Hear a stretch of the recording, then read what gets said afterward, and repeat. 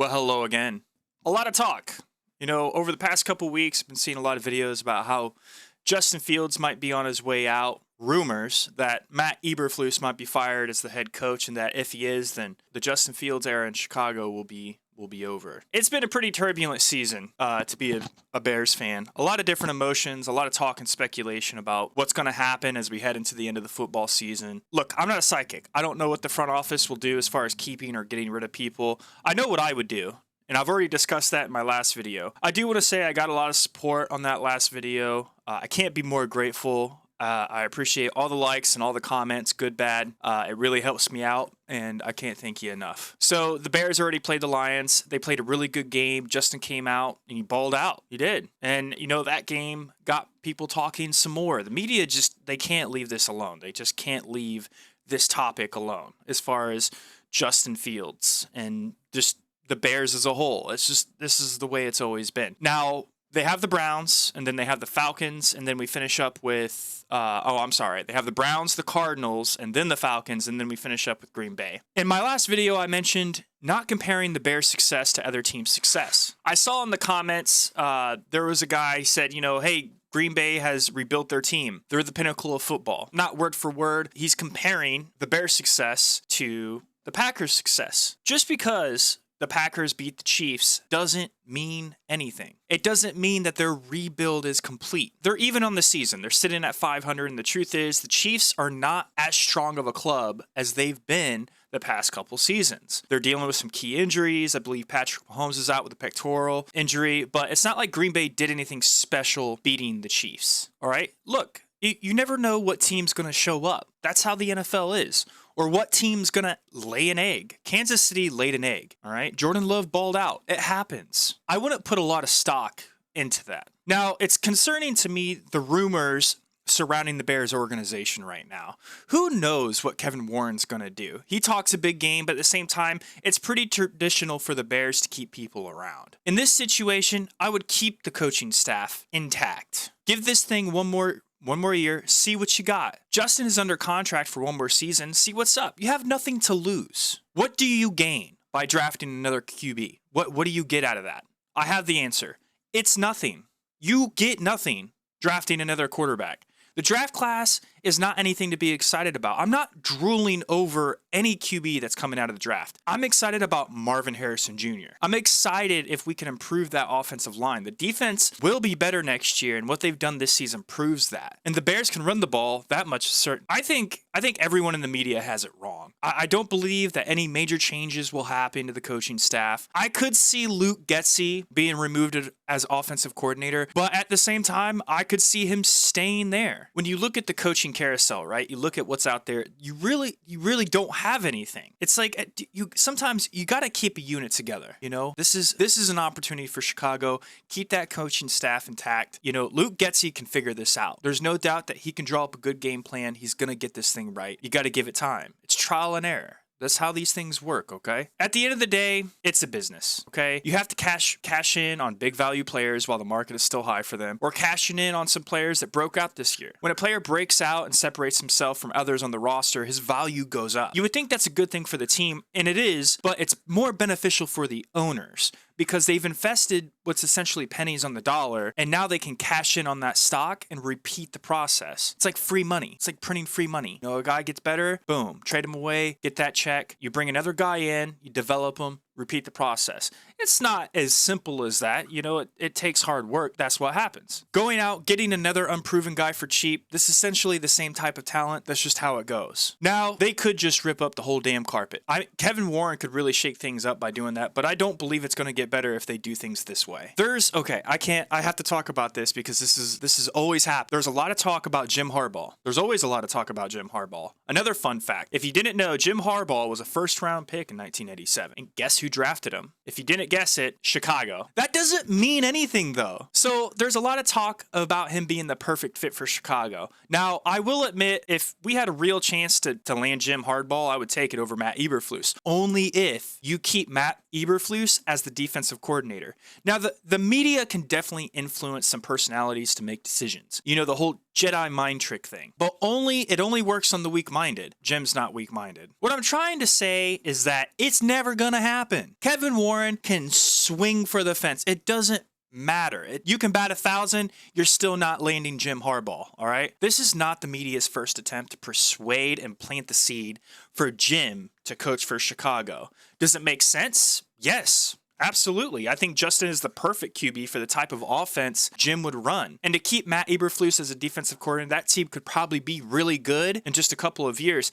I believe that if you were able to get Jim Harbaugh, I mean, maybe not just a couple of years, but next season, they could be a deep threat. Like, they could be a legitimate playoff team, maybe competing for a Super Bowl. It's not going to happen. You're not going to get Jim Harbaugh. It's never going to happen. Jim Harbaugh does not want to coach the Chicago Bears. He's fine where he's at. He wants to stay in Michigan. You can have all the controversy. You can have all the bullshit, all the negative media attention, all that stuff that's going on with Jim in Michigan. It doesn't matter. He's going to stay the coach there. They keep winning. He's going to stay there. It's just the way it goes. He's not coming back to the NFL. If he wanted to coach the Bears, he would have done it by now. That's it. It's not going to happen. Never. Dream on, baby. Something else that I wanted to talk about was the draft. Now, we traded away the number 1 pick in the 2023 draft to the Carolina Panthers. In return, they drafted Bryce Young. We got DJ Moore and a handful of picks. One of those picks that's really important in that handful of picks that we got was a first-round pick in the 2024 draft. Why this is important? The Carolina Panthers continue to lose. We're going to have rights to that first-round pick. As it stands, we have the number 1 pick in the first round right now. If Marvin Harrison Jr. declares for the 2024 draft, and I have no doubt that he will, we need to draft him. If we don't, he's going to be drafted within the first 5 picks of the first round. There's no doubt. We have to get him. The Bears getting Marvin Harrison Jr. would significantly bolster their offensive attack. The Bears would be stacked at wide receiver. Now, that doesn't mean everything. You can be stacked at wide receiver and still not win games. 2 really good examples of this are the Vikings and the Bengals.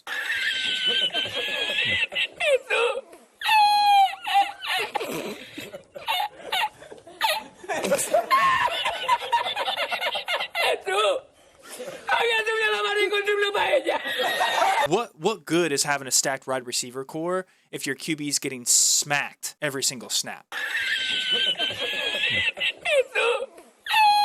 We need to shore up that offensive line. It's not that we're the worst, but Justin's been sacked 32 times this season. That's 26 in the league. I don't like it. The unit is comprised of left tackle Braxton Jones, left guard Tevin Jenkins, center Lucas Patrick, right guard Nate Davis, and right tackle Darnell Wright. Though things have improved, Tevin Jenkins has a problem staying healthy. Nate Davis was a good pickup, and for the money we were paying him, he better be. Allowing 32 sacks in the QB is unacceptable. I feel like the organization will continue to just ignore this issue because, like a lot of teams, when you have draft control and they see big shiny new toys like wide receivers and QBs, they can't help themselves. The Bears might be able to draft Marvin Harrison Jr., depending on how the rest of the season plays out. But you need to draft some young offensive linemen. Maybe not starters, but create some depth, okay? Have options, move some guys around. Will the Bears do this? Probably not. So I want to talk playoffs.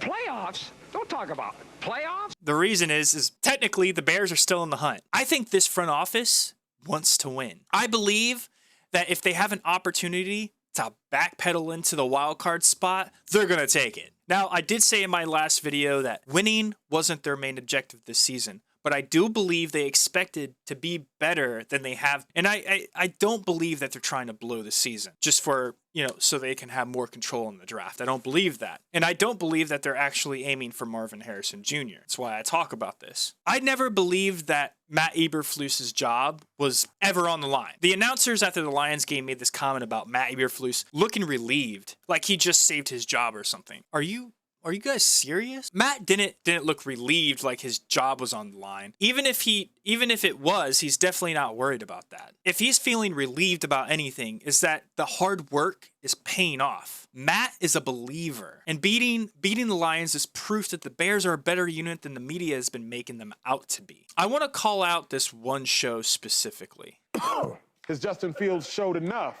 to keep his job. Clear your throat, big dog. Clear my throat. No. It's time to move on from Justin Fields. 7-26 as a starter. Know that. No. That's so bad, James. That's so bad. Listen, I like Justin Fields too. I wanted Justin Fields to be good too. Yeah. But he's 7-26. Not good. I didn't even mind them moving off of the pick to try and bolster the roster more and stick with him. But 3 years. 3 years. Is a generous sample size for anyone in the league. All they've been doing is dogging on the Bears, pretending that they know what the front office is thinking. They continue to believe that Justin Fields is a bust, that the Bears are for sure drafting Caleb Williams. It's so annoying. The show represents everything wrong with sports media, that people talk out the sides of their necks without actually analyzing anything, thinking critically or logically, spinning this negative narrative. The Bears could sneak into the playoffs. Now, a lot can happen between now and the end of the season. It's hard to predict what will happen, but the Bears are kind of that team that can beat anyone. They have the talent. The way Justin's played since coming back from that injury is pretty spectacular. This whole unit is feeling themselves. If they sneak into a wild card spot, they might have a chance at the NFC. Remember what I said in that last video? Any given Sunday. Will things fall that way? Probably not. But what if it does? What will the media say then? Some will probably stick to their guns. Oh, he got lucky. Justin just got hot, but it doesn't mean anything. Some will jump on that bandwagon. They'll jump all up in that bandwagon. About the oil wagon. They see. I don't know what's going to happen, but I don't mind making a prediction for what's going to happen the rest of the year. The Bears could win the rest of their regular season games. I know it sounds crazy, but check this out. They have the Browns on Sunday. They could beat them. They could beat the Browns. They can beat the Cardinals. They can definitely beat the Falcons, and they can most definitely beat the Fudge Packers. No doubt. The team's sitting at 5-8 right now. If they win the rest of their games, that's 9-8. Now, a lot can happen, and a lot has to happen. I don't know how the rest of the NFC North will end up. It's kind of hard to predict. I'm going to do it anyway. The Lions have the broken Broncos, and then the Vikings, and they might lose that game. I don't think they'll beat the Cowboys, and they have to play the Vikings again. So let's say they go 11-6. They win the division. The Vikings will probably finish at 8-9. The Packers will finish at 8-9. And if you look at the rest of the NFC, besides the Eagles, the 49ers, and the Cowboys, nobody is standing out as a legitimate threat right now except the Lions and the Bears. Think about it. Think about it for a second. Who else? Look at the records of NFL teams in the NFC right now. The Bears, I'm serious. After dropping 3 losses at